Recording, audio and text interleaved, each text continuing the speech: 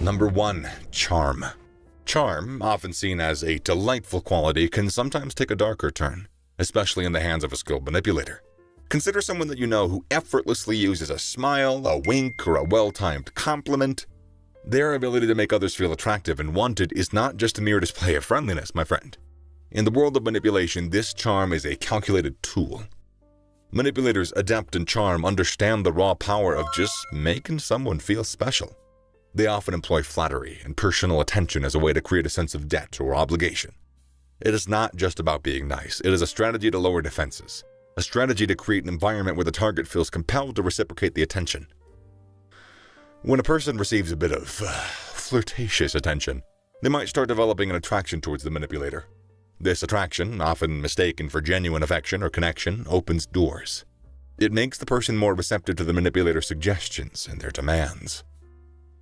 Charming manipulators are experts in regards to their targets. They tailor their approach, picking up on clues and adjusting to their behavior to become more appealing. Their aim is to establish a connection as quickly as they can. The danger of charm as manipulation tactic lies, honestly, in its subtlety. It's super easy to miss the calculated nature behind the warm smiles and the compliments.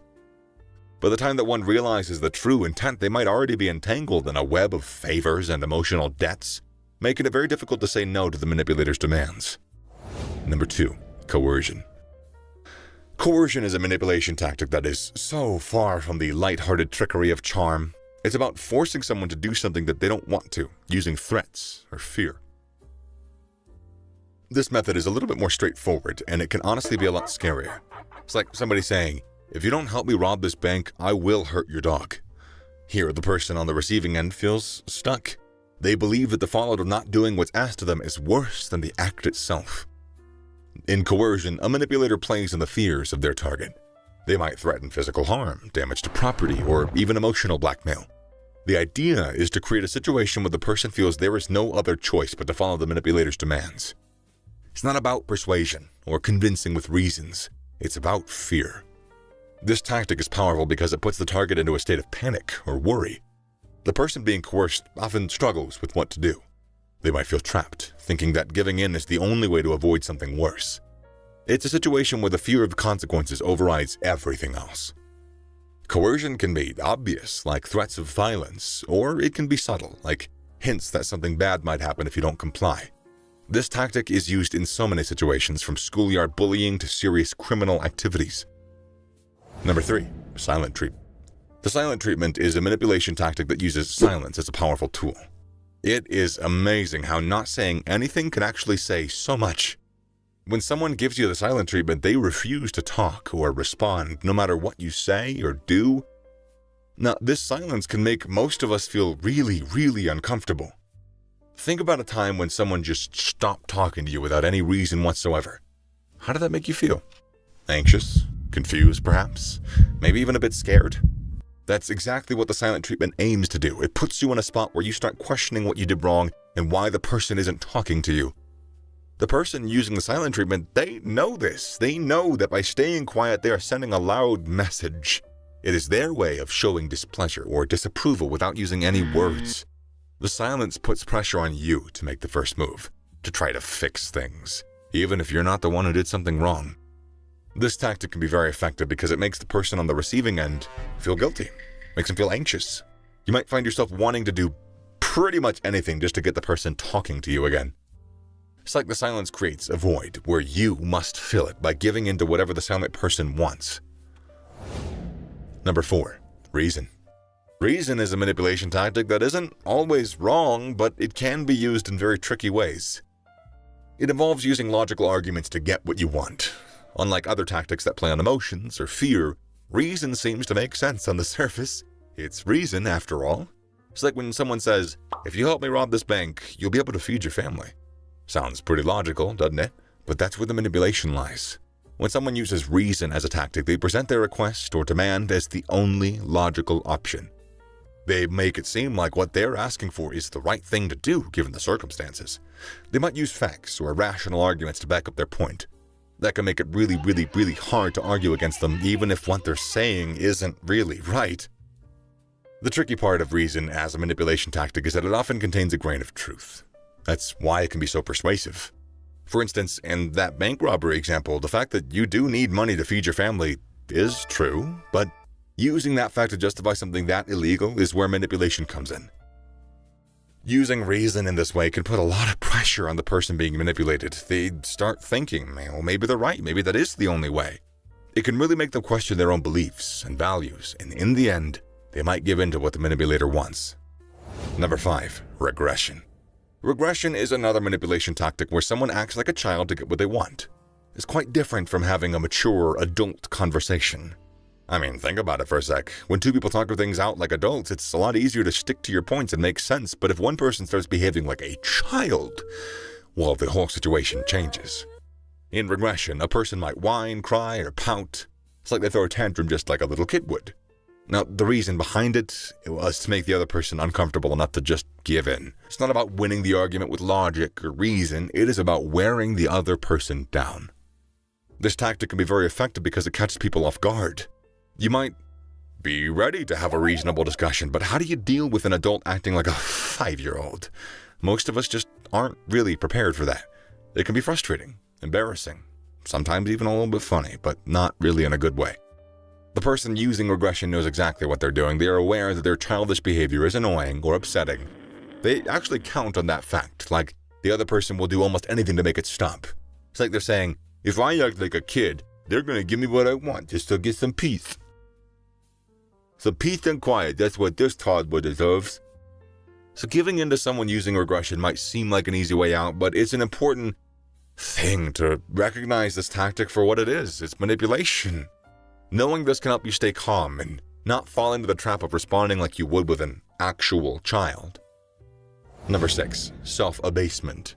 Self-abasement is a unique manipulation tactic where a person deliberately puts themselves down or humiliates themselves to get what they want. Unlike other tactics that involve aggression or charm, self-abasement is all about playing the humble or pitiful, in fact, card. When somebody uses self-abasement, they might act overly humble or even demean themselves. It's just a way for them to get sympathy, forgiveness, or support. For example, if a manipulator wants someone to forgive them, they might go overboard in criticizing themselves. They might say things like, "I'm such a terrible person.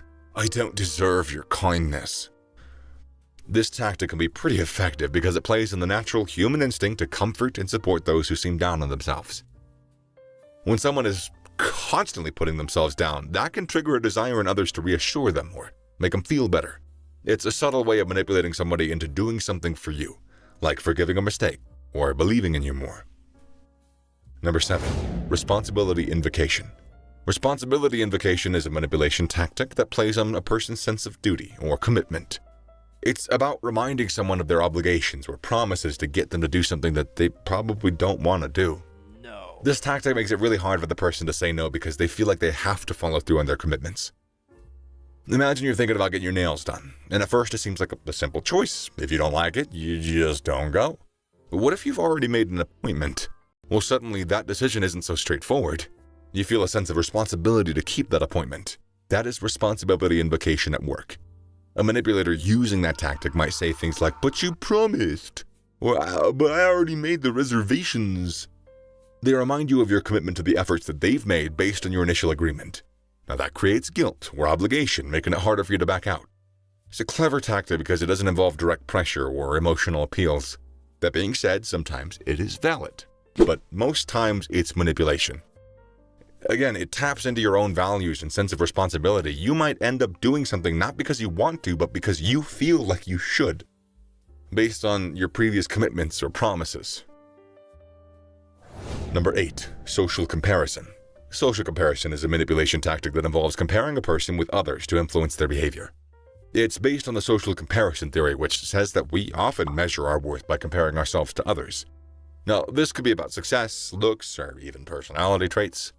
Manipulators are experts at using this tactic. They know that by comparing you to somebody else, they can create a sense of inadequacy and desire to be more like that other person. For instance, they might say things like, "Your friend at work does this for her partner," or "This celebrity in this magazine is on this diet, and I think you should be too." They might even use examples like, "He wears glasses, and he's really attractive," to push their point. This tactic works because it taps into our natural tendency to want to fit in, to be better. We see someone else doing something or being a certain way, and we think that we should just do the same. It creates a feeling that we're missing out or falling behind, which can be a very powerful motivator. Number 9, monetary reward. Monetary reward is a manipulation tactic that involves using, you guessed it, money to influence somebody's actions. This method plays to the allure of financial gain, to persuade someone to do something that they wouldn't normally consider. It's pretty straightforward, offering cash to get what you want. Consider this scenario. What if you were offered $1 million to commit a crime? This question puts you right at the heart of monetary reward manipulation, and also a logical puzzle because that wouldn't really happen, but that's not what we're here to ask. The idea is to make the reward so tempting that it overshadows any moral or ethical concerns. It's not about convincing with arguments or emotional appeals. It's about that dough. It's about saying, you're not rich and you could be much more rich. I mean, to put it simply. Manipulators using this tactic understand the power of money. They know that many people have a price, a point where the offer becomes just too tempting to turn down. By offering a substantial amount of money, they can sway decisions and encourage actions that, under normal circumstances, might seem unconscionable. Now, let's address a common stereotype. Often, women are labeled as master manipulators, especially in popular culture, but that isn't true. Research shows that when it comes to manipulation tactics, there aren't any significant differences between men and women. Both genders are very much equally capable of employing these strategies. Both genders can be shit. Period. If you found this video engaging, I encourage you to like this video and subscribe to our channel for more educational and entertaining videos. I sincerely hope this video was enjoyable for you. So thank you immensely for your time and your attention.